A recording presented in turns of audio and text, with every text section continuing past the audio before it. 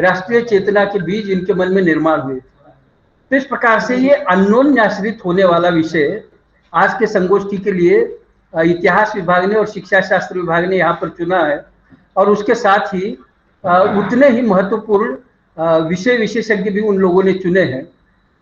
तो मैं यहाँ पर औपचारिक रूप से घोषणा करता हूँ कि इस राष्ट्रीय संगोष्ठी का उद्घाटन हो गया है, और अपनी वाणी को विराम देता हूँ।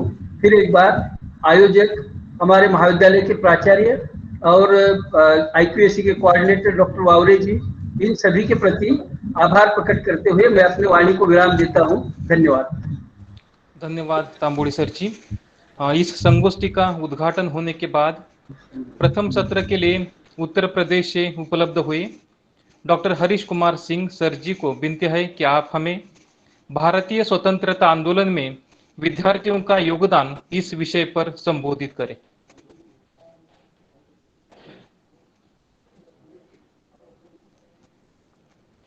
डॉक्टर हरीश कुमार सिंह सर जी।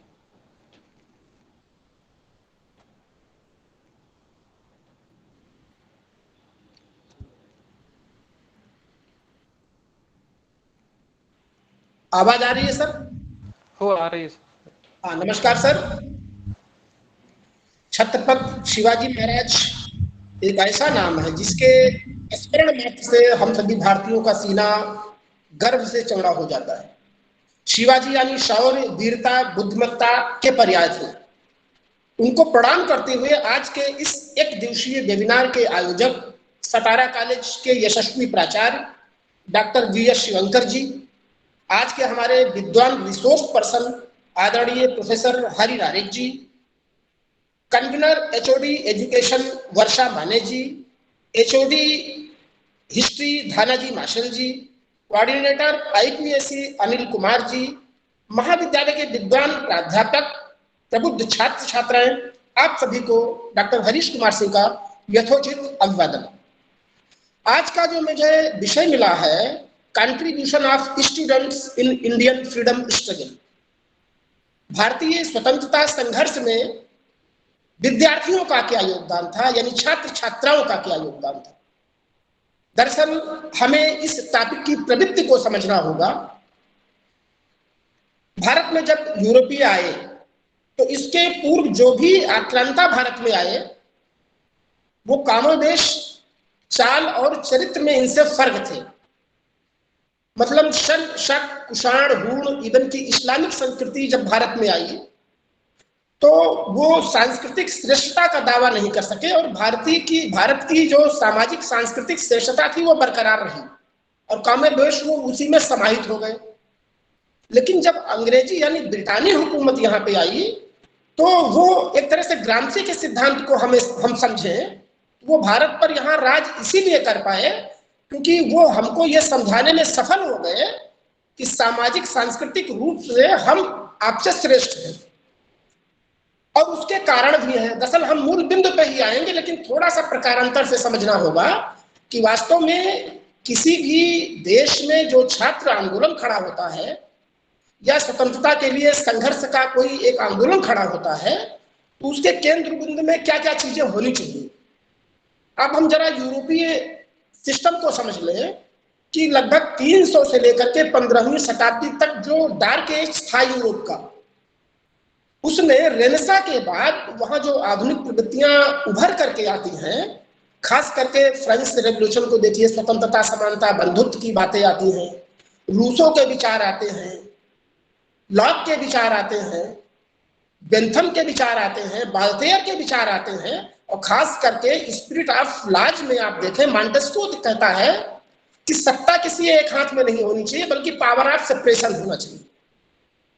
तो हम जब कहते हैं कि जब भारत में यूरोपीय कंपनियां आई और उन सभी को डिफीट करके ब्रिटिश यहाँ पर हावी हो गए, तो जो आधुनिक यूरोप की परंपरा नहीं बल्कि विचार भारत में आए, और उन विचारों में चाहे राजनीतिक इंफ्रास्ट्रक्चर डेवलप हो, चाहे सामाजिक इंफ्रास्ट्रक्चर डेवलप हो, या शैक्षिक इंफ्रास्ट्रक्चर डेवलप हो, वो वहां से आ रहा है। तो हम पहले ये देखते हैं कि वास्तव में जो आधुनिक प्रकार की शिक्षण प्रणाली भारत में आ रही है जो निश्चित तौर पर ब्रिटानी हुकूमत द्वारा यहाँ लाई गई, उस दरमियान यहाँ पर एक तरफ तो कहने को भरी लोकतांत्रिक मूल्यों का एक डेवलपमेंट हो रहा है।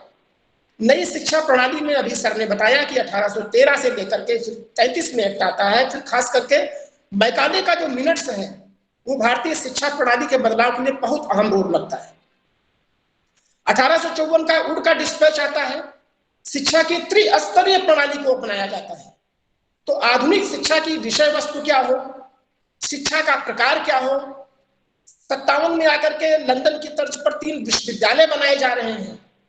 और जब ये आधुनिक शिक्षा की नींव भारत में पड़ रही है, आधुनिक राजनीतिक संस्थाएं भारत में डेवलप हो रही हैं, काम के अवसरों की एक नई प्रवृत्तियां डेवलप हो रही हैं जो बिल्कुल मध्यकाल से फर्क में थी, तो यहाँ पर एक तरह से नए तरह का मध्यम वर्ग भी उत्पन्न हो रहा है।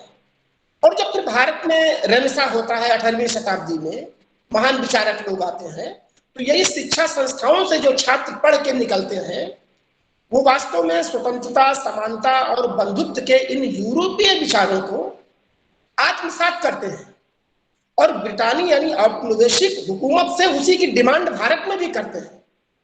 क्योंकि ढांचा उनका वही था, उसी ढांचे को वो जहां जहां गए लेके गए, तो यहां भी इस तरह की डिमांड होने लगी। हम देखते हैं कि पहली बार एक कलकत्ता विश्वविद्यालय के छात्रों को पत्र लिखते हैं। ये चीजें बिल्कुल हूबहू चलती रहती हैं, लेकिन 1905 तक जाते जाते इन विश्वविद्यालयों में, ब्रिटिश प्रकार की शिक्षा प्रणाली वाले स्कूलों में एक मूवमेंट जो जिसको हम छात्र आंदोलन कहते हैं, ये जाके खड़ा हो गया। और बंगाल विभाजन के बाद ये बहुत तेजी से उभरा। कुछ नाम इसमें जरूर आते हैं, जैसे खुदीराम बोस का नाम ले लीजिए, प्रफुल्ल चाकी को ले लीजिए, बंगाल से थे, कक्षा 9 के छात्र थे, खुदीराम बोस भी छात्र थे। लेकिन दरअसल ब्रिटानी हुकूमत की साम्राज्यवादी शोषण की नीति के खिलाफ, बंगाल विभाजन के खिलाफ जो इनमें आक्रोश उभरा, तो किंग्सफोर्ड की हत्या करने का प्लान कर दिया। तो अभी छात्र आंदोलन यहाँ संगठित तो नहीं है, मैं नहीं कह सकता, लेकिन कहीं ना कहीं इन संस्थाओं में ब्रिटिश कालीन शिक्षा की जो सिस्टम था, उन संस्थाओं में जो छात्र आंदोलन खड़ा हो रहा है, उसमें कहीं ना कहीं एक तरह से रोष छात्रों में दिखाई पड़ रहा है। और अनुशीलन समिति ने, रेवोल्यूशनरी मूवमेंट बाद में जाकर के इनको एक संगठित करने का प्रयास करता है। और आगे चले तो हम देखें, महर्षि अरविंदो छात्रों के एक समूह को इकट्ठा करने का प्रयास करते हैं। लाला हरदयाल जब विदेश की धरती से गदर आंदोलन चलाते हैं, तो भारत से पढ़ने गए कुछ छात्र ही उसकी अगुवाई करते हैं। जलियांवाला बाग कांड हो या गांधी जी ने जब 1920 में असहयोग आंदोलन के दौरान आह्वान किया था, तो छात्रों के लिए भी स्पष्ट संदेश था। वो साफ साफ संदेश था कि आप इस राष्ट्रवादी मिशन में जुड़िए और विदेशी प्रकार की शिक्षा प्रणाली इन सबको छोड़िए। 1906 से ही जब स्वदेशी मूवमेंट चला, खास करके बंगाल विभाजन के बाद, तमाम तरह की राष्ट्रीय शिक्षा संस्थाओं का उभार होता है और उसके प्रति लोगों की जागरूकता होती है, तो छात्रों का यह आंदोलन धीरे धीरे एक मूर्त रूप लेता है। बंगाल विभाजन से इसमें तेजी आती है और असहयोग आंदोलन तक जाते जाते ये एक अपना आकार ले चुका होता है। और गांधीवादी जितने भी आंदोलन बाद में दिखते हैं, चाहे असहयोग हो या सविनय अवज्ञा आंदोलन का विरोध हो, नमक कानून का उल्लंघन हो 1930 में, या फिर 1942 का क्विट इंडिया मूवमेंट, यहां तक जाते जाते मध्यम वर्ग के फ्रंट पेज पर यह विश्वविद्यालय और ब्रिटिश शिक्षा से प्राप्त शिक्षित छात्र ये इसको लीड कर रहे थे। और इन्होंने उसकी अगुवाई करके बाकायदा एक लोकतांत्रिक मूल्यों के तहत 42 के पहले तक इन्होंने ब्रिटिश हुकूमत का पुरजोर विरोध किया। अगर हम इसमें देखें तो कुछ नाम हमें दिखाई पड़ता है, जैसे खुदीराम बोस को देख लें कि किंग्सफोर्ड को मारने का असफल प्रयास किया इन्होंने और पकड़े गए, फांसी पे लटका दिया गया। प्रफुल्ल चाकी एक बड़ा नाम है, कक्षा 9 के छात्र थे, इनको जब पकड़ने का अंदेशा हुआ तो इन्होंने आत्महत्या कर ली। कलकत्ता के मजिस्ट्रेट को मारने का असफल प्रयास में ये भी थे। अलीपुर बम प्रकरण में छात्र ही थे, अनुशीलन समिति के पीछे छात्रों का ही पूरा हुजूम था। करतार सिंह सराबा की बात किया मैंने, जो कनाडा से गदर आंदोलन की लीडिंग करते हैं, वो वहां एक छात्र के रूप में ही वहां गए थे। और आगे देखें तो असहयोग आंदोलन में सरकारी स्कूलों, कॉलेजों और बच्चों को ब्रिटिश प्रकार की शिक्षा प्रणाली से वापस लेने का जब महात्मा गांधी ने आह्वान किया तो भारी संख्या में लोगों ने उन शिक्षा संस्थाओं को छोड़ करके राष्ट्रवादी शिक्षा प्रणाली को अपनाया और गांधी जी के असहयोग आंदोलन में आगे बढ़े। आंदोलन के पहले महीने में लगभग 9000 छात्र स्कूल और कॉलेज छोड़कर राष्ट्रीय संस्थाओं में शामिल हो गए। मजे की बात है कि 1948 में दादा भाई नौरोजी ने एक स्टूडेंट साइंटिफिक सोसाइटी का गठन किया था, जिसका उद्देश्य एक तरह से राष्ट्रवादी चेतना को एक विचार दे करके आगे की पौध को तैयार करना था। स्वदेशी आंदोलन ने इस चीज को और बढ़ाया। 1912 में अहमदाबाद में अखिल भारतीय कॉलेज छात्र सम्मेलन का आयोजन हो रहा है।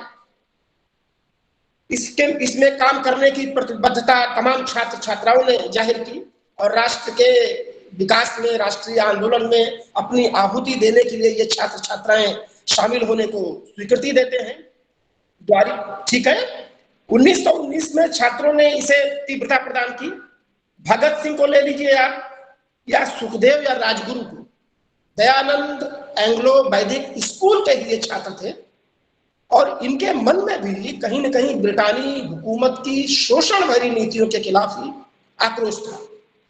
और जब असहयोग आंदोलन वापस लेते हैं, स्वराज पार्टी का गठन होता है, तो कहने का मतलब 1923 से 27 के बीच में ये जो रिवोल्यूशनरी मूवमेंट चल रहा है और इसके जो क्रांतिकारी सामने आ रहे हैं, ये न कहीं छात्र जीवन से ही अपने को इस राष्ट्र की संविधा में अपनी आहुति देने को तैयार हो गए।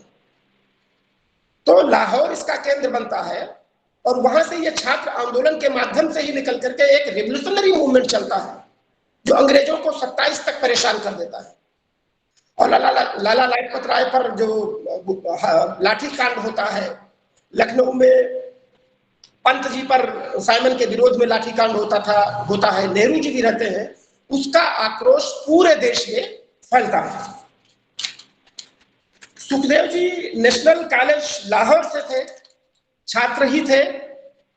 इसी तरह से असहयोग आंदोलन के छात्रों को वैकल्पिक शिक्षा प्रदान करने के लिए पटना में एक राष्ट्रीय महाविद्यालय की स्थापना खास करके 1921 में होती है, जिसका उद्घाटन महात्मा गांधी करते हैं।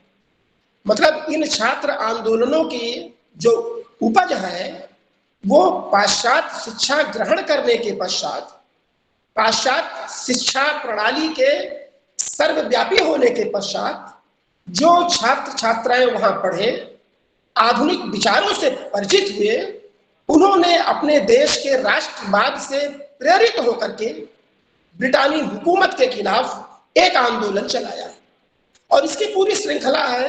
उन्होंने मध्यम वर्ग को सपोर्ट किया। और अगर हम देखें तो खास करके 1942 में पटना में एक घटना होती है। 1942 का जो भारत छोड़ो आंदोलन है, छात्र आंदोलन की दृष्टि से तो यह बहुत ही व्यापक है। आप सभी प्रबुद्धजन जानते हैं कि 8 अगस्त को असहयोग आंदोलन को शुरू करने का जब ग्वालियर टैंक में महात्मा गांधी जी ने आह्वान किया और रात्र में ही तमाम चोटी के नेताओं को कैद कर लिया जाता है, तो ये आगे चल के आंदोलन नेतृत्व विहीन हो जाता है। तो उत्तर भारत, मध्य और दक्षिण भारत में यह स्वतः स्फूर्त आंदोलन हो जाता है। एक घटना 42 की पटना की है। पटना सचिवालय पर कुछ छात्रों ने चढ़ करके यूनियन जैक को उतार करके और भारतीय तिरंगे को लहरा दिया था। आपको बताते चले, ये क्लास ज्यादातर छात्र कक्षा 9 के थे। एक छात्र, इन 9 छात्रों में 7 लोगों में राम मनोहर राय, उमाकांत सिन्हा, रामानंद सिंह, सतीश प्रसाद झा, जगपति कुमार, राजेंद्र सिंह और राम गोविंद सिंह ये पटना के पढ़ने वाले स्टूडेंट ही थे, जिन्होंने गांधी जी की गिरफ्तारी के बाद करीब 12 अगस्त को, जब इन सबकी गिरफ्तारी की सूचनाएं कामोबस किसी माध्यमों से पटना पहुंचती है, तो छात्रों के मन के रोष को देखिए। इनको यूनियन जैक के ऊपर टंगे होने में कितनी आपत्ति थी, और वो तिरंगे को एक एक करके लेते गए और गोलियां चलती रही, लेकिन अंततः उस तिरंगे को पटना के सेक्रेटरिएट पर लहरा ही दिया गया। दरअसल भारत स्वतंत्रता आंदोलन में छात्रों के इस कंट्रीब्यूशन का ये बड़ा स्वर्णिम अध्याय है, पटना की घटना। तो इसमें इसी तरह से बलिया, तमलुक और सतारा में भी छात्रों ने आगे बढ़ करके काम किया। लखनऊ की एक घटना का उल्लेख मैं जरूर करूंगा। दरअसल लखनऊ भारतीय स्वतंत्रता संग्राम के लगभग पूरी मुहिम में अग्रणी बना रहा।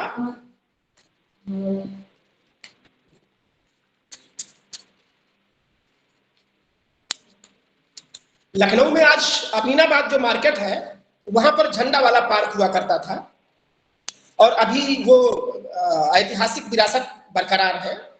उस झंडे वाले पार्क से गोविंद बल्लभ पंत, जवाहरलाल नेहरू, महात्मा गांधी का भी आजादी के आंदोलनों के दौरान वहां पर आना जाना हुआ करता था।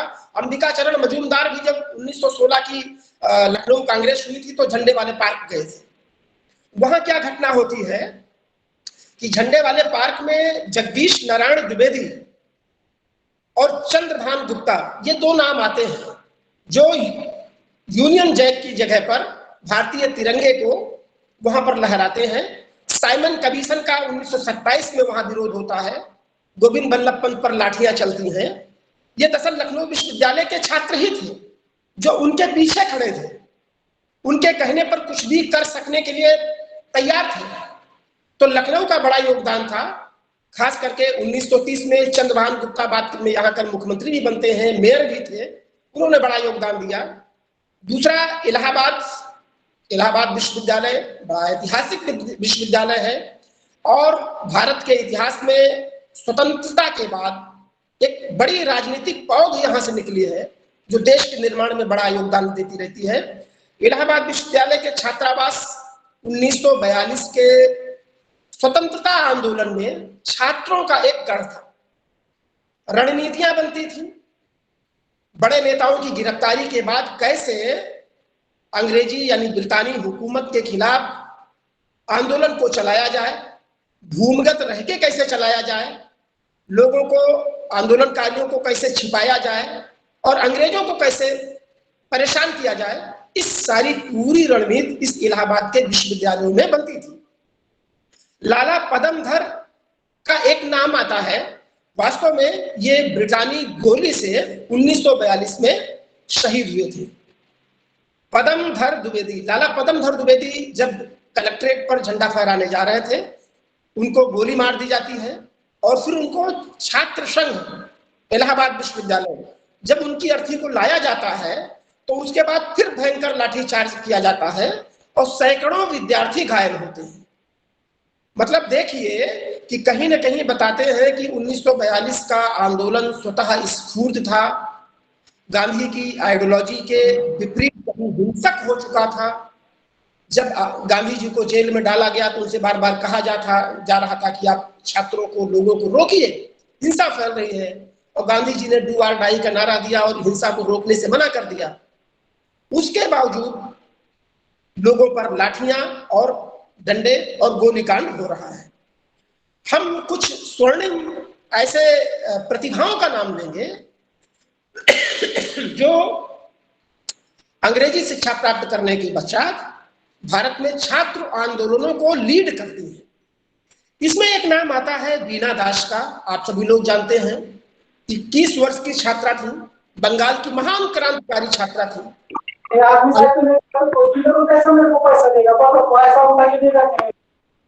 अंग्रेजों की सामाजिक, आर्थिक, राजनीतिक शोषण की जो नीतियां थी, उनके खिलाफ वीना में व्यापक असंतोष था। नतीजा क्या निकला कि कलकत्ता विश्वविद्यालय के दीक्षांत समारोह में अंग्रेज गवर्नर स्टैनली जैक्सन की हत्या कर देती हैं दीक्षांत समारोह के समय ही। बाद में इनको फांसी दी जाती है। प्रीतिलता वाडेकर का नाम एक प्रमुखता से उभर के आता है। ये भी कोलकाता की मेधावी छात्रा थी, लेखिका थी और कोलकाता विश्वविद्यालय के ब्रिटिश हुक्मरानों के हमेशा ये खिलाफ बोलती रहती थी। जब उनकी विश्वविद्यालय की डिग्री को रोक लिया गया, नहीं दिया गया, तो उन्होंने खास करके विरोध किया और उस गोलीकांड में ये भी सहभागी बनी। बाद में महाराष्ट्र सतारा की भी बात आती है। सतारा में बाबा साहेब भोसले एक महान राजनीतिक और स्वतंत्रता सेनानी थे। बाद में महाराष्ट्र के मुख्यमंत्री भी बने। छात्र जीवन से ही 1942 में इनका भी एक तरह से फ्रीडम स्ट्रगल से लगाव हुआ और अपने छात्र जीवन में इनका बड़ा योगदान खास करके उस मुहिम को गांधी के डू और डाई को आगे बढ़ाने में रहा। तो इनको भी बड़े सम्मान के साथ हम इनका नाम जोड़ सकते हैं। इंदिरा जी को हम देखते हैं कि 30 में वानर सेना का गठन करती हैं। 42 में ये छात्र जीवन में ही थी जब इनको 1.5 से 2 महीने की जेल होती है।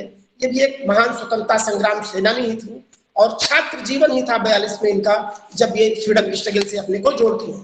तो कुल मिलाकर के हम ये देखते हैं कि भारत में खास करके ब्रिटिश शिक्षा प्राप्त करने के पश्चात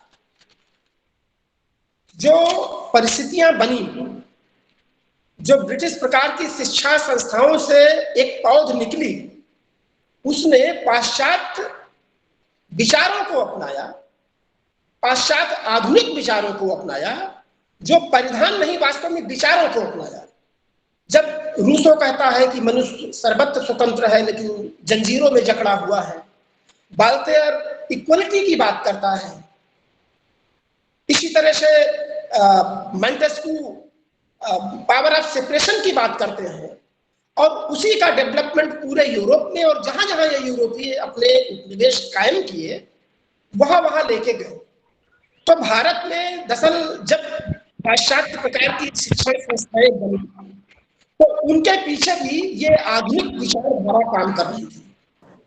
अब ये बड़ा विचारणीय है कि वास्तव में क्या अंग्रेज इन शिक्षण संस्थाओं को जो भारत में लागू कर रहे थे 1813 से 1854, मैकाले की मिनट्स 1854 का वुड डिस्पैच, फिर बाद में विश्वविद्यालयों की स्थापना, इसके पीछे भारतीयों को उच्च शिक्षित और पाश्चात्य विचारों से परिचित कराना उद्देश्य था या कि ये इसलिए इन शिक्षण संस्थाओं को लाते थे कि हमें प्रशासन में एक सहूलियत मिले। कारण चाहे जो रहा हो, हमारे इस मध्यम वर्ग ने जब अवसरों को देखा कि वास्तव में इस पाश्चात्य शिक्षा से ही अवसर बढ़ेंगे समाज में जाने के लिए, नौकरी पाने के लिए, तो उन्होंने इसका भरपूर लाभ उठाया और आधुनिक पाश्चात्य विचारों से अपने को सरोबार किया। उसके बाद जब ये आधुनिक विचारों से नई पीढ़ी भारत की तैयार हुई तो यही एक भारत में मतलब सामाजिक धार्मिक सुधार आंदोलनों को गति देती है, जहां पर परंपरा, रूढ़ी, इन सब से हट करके एक तार्किक चिंतन, तर्कवाद, मानववाद, लोकतांत्रिक मूल्यों के प्रति प्रतिबद्धता, ये सारी चीजें लोगों के जनमानस में आ रही हैं और छात्र आंदोलन भी उसी का उपज है। भारतीय राष्ट्रीय कांग्रेस जैसे जैसे 1885 के बाद अपना एक विस्तार करती है तो उस कांग्रेस के प्रत्येक मुहिम में छात्रों का ये आंदोलन एक सहयोगी के रूप में चलता रहता है। हमने भी चर्चा किया कि 1905 से लेकर के और 1942 तक ये छात्र आंदोलनों की सहभागिता धीरे धीरे बढ़ती ही चली गई और 42 का आंदोलन तो कहना ना होगा कि मध्यम वर्ग की अगुवाई जरूर थी, लेकिन उसके पीछे बैकबोन के रूप में ये भारतीय पढ़े लिखे युवा छात्र ही थे जो ब्रिटानी हुकूमत को पूरे देश में ठप कर चुके थे। उनको कुछ सूझ नहीं रहा था, लाठियां खा रहे थे, गोलियां खा रहे थे और ब्रिटानी हुकूमत का विरोध कर रहे थे। गांधी जी के बताए हुए रास्ते पर मतलब डू और डाई को वो जमीनी स्तर पर तब्दील कर रहे थे। तो हम कह सकते हैं कि वास्तव में भारतीय स्वतंत्रता संग्राम में विद्यार्थियों का योगदान बहुत अहम है। और ये विद्यार्थी वास्तव में जब आधुनिक शिक्षा पाश्चात्य चिंतन से सरोबार होते हैं, तो जो पाश्चात्य में सुधार होते हैं उन्हीं को ये भारत में भी डिमांड करते हैं अंग्रेजों से। और अंततोगत्वा इसका परिणाम होता है कि 1947 में अंग्रेजों को भारत से अपना बोरिया बिस्तर बांधना पड़ता है और भारत को आजाद करना पड़ता है। तो एक स्वर्णिम इतिहास है खास करके भारतीय छात्र आंदोलन का, जो एक अलग ग्रुप के रूप में नहीं बल्कि कांग्रेस और भारतीय स्वतंत्रता संग्राम के अग्रणी नेताओं के साथ कदम से कदम मिला करके इस स्वतंत्रता की आहुति में अपना सब कुछ दे रहे हैं। मुझे इतना ही कुछ कहना है, बाकी आप सभी के क्वेश्चंस आमंत्रित हैं, सुझाव आमंत्रित हैं, अगर कहीं कोई सवाल हो तो। धन्यवाद सर जी। ने भारत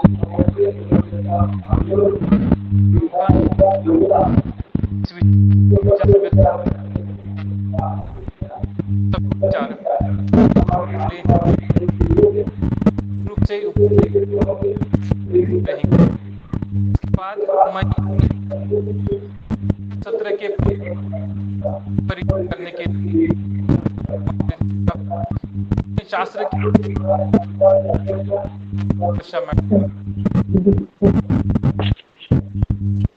मैडम आपको भी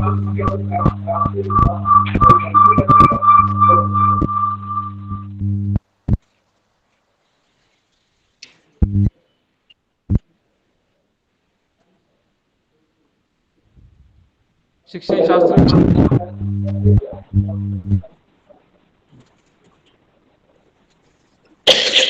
यानंतर आपण दुसरा सेशन सुरू करीत आहोत आणि या सेशनचा विषय आहे भारतीय स्वातंत्र्य चळवळीच्या काळातील शिक्षणाचा विकास।